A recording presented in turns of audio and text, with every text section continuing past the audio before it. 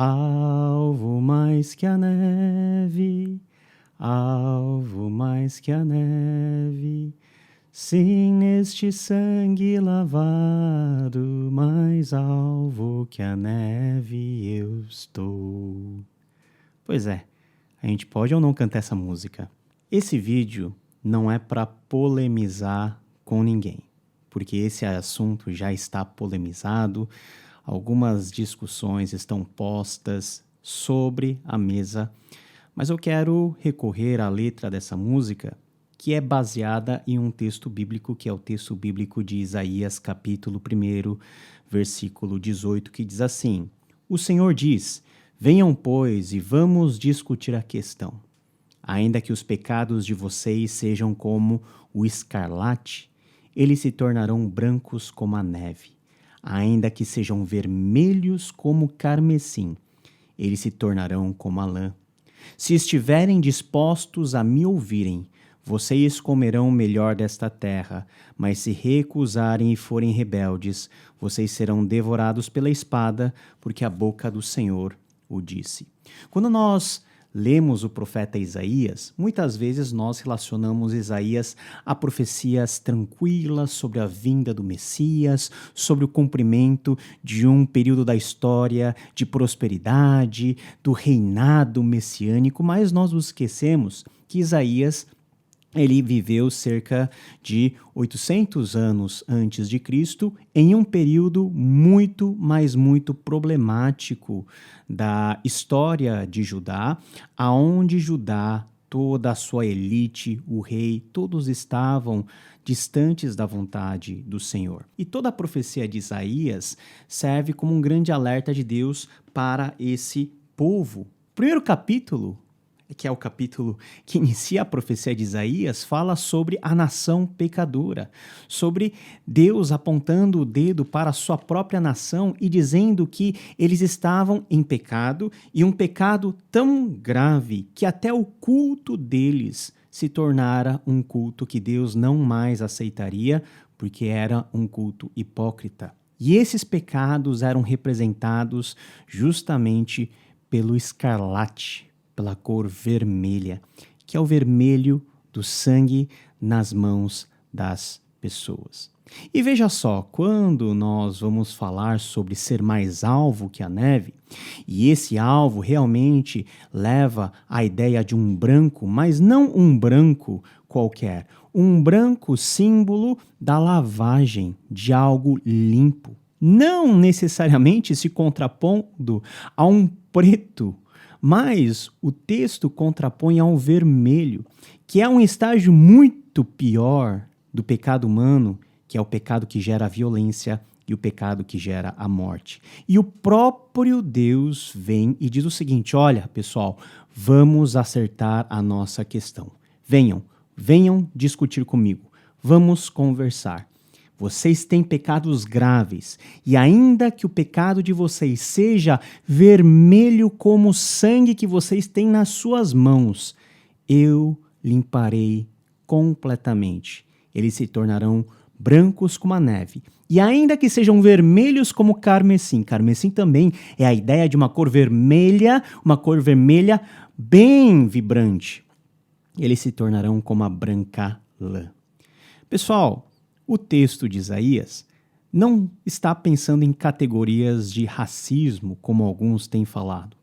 O branco que é evocado aqui é o branco da neve que os judeus podiam contemplar, o branco da lã que qualquer um sabia que naquela lã qualquer sujeira ficava à mostra e que uma ovelha tosquiada, branquinha, era símbolo de que ela estava sendo bem cuidada, restaurada, limpa.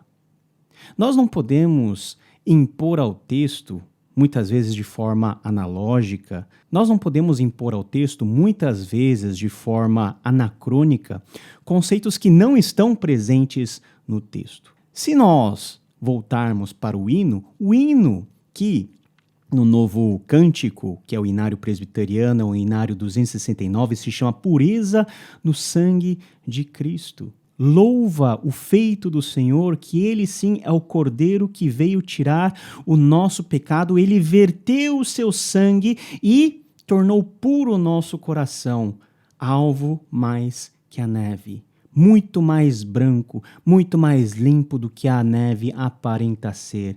E nesse sangue nós somos lavados e mais alvos que a neve nós somos. Essa imagem é uma imagem que Deus, dentro do contexto de Isaías, falou ao profeta. E não contrapondo, como muitas pessoas podem imaginar, branco com preto, mas branco com o vermelho, que representa a violência, que é a ponta final do pecado. É a mancha de sangue nas mãos de uma nação rebelde e que Deus, mesmo essa nação sendo pecadora e rebelde, como eles estavam demonstrando ser, o mesmo Deus que estende a mão, uma mão de misericórdia, para alcançá-los, restaurá-los, limpá-los e perdoá-los. Não há nenhum problema, pessoal, pode ficar tranquilo. Você não incorre em nenhum erro ou você não incorre em nenhum crime de racismo ao cantar essa música. Aliás, creio que muita pouca gente, ao cantar essa canção diante da mesa do Senhor, quando é muitas vezes cantada diante da Santa Ceia, pensa nessas categorias. Nós estamos sim pensando na dureza do nosso coração, na violência que nós temos nas nossas mãos e que somente pelo sangue carmesim de Jesus Cristo é que nós podemos ter a nossa vida limpa, completamente restaurada. A Bíblia usa imagens, analogias que são comuns às pessoas que fizeram história, a história da Bíblia, que foram autores inspirados por Deus. E essas categorias devem ser analisadas primeiro à luz do seu contexto, e nós também devemos analisar o espírito desse texto, que é o Isaías 1,18, junto com esse cântico, esse hino, alvo mais que a neve. Aliás, se você parar para pensar e você ver além do refrão, esse hino fala do sacrifício de Jesus, do sofrimento de Jesus por nós e da esperança que nós temos em Cristo. Se as faltas nós confessarmos e seguirmos na tua luz, tu não somente perdoas, purificas também, ó Jesus. Lavas de todo pecado, que maravilha de amor, pois que mais alvo que a neve, o teu sangue nos torna, Senhor. Essa limpeza é aquilo que Jesus pode fazer no coração de todas as pessoas, de todas as raças, porque não está relacionado com a cor da nossa pele, mas com o estado do nosso coração. Então, não tenha medo de cantar alvo mais que a neve, alvo mais que a neve. Sim, nesse sangue lavado, mais alvo que a neve eu estou. Porque é isso que Jesus fez na minha vida e com certeza é isso que Jesus quer fazer na sua vida também.